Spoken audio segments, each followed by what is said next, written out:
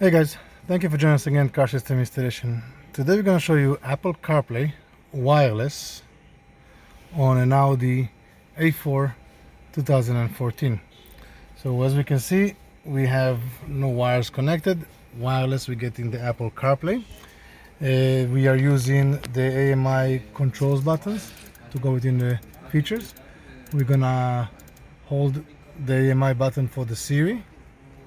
I use that same plastic thing, just pump it in. Siri, send a text message. Who do you want to send it to? Cancel. Okay, let me know if there's anything else you need. Okay, now we also have obviously all the maps, everything that you have on Apple CarPlay, you have it here. As you can see, we can hear it all from the vehicle sound system.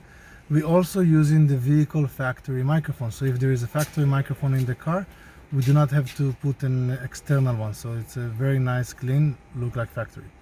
For Apple CarPlay devices and other electronics for cars, you can always find us at Car System Installation. Subscribe to our channel and we'll see you next time. Have a good day.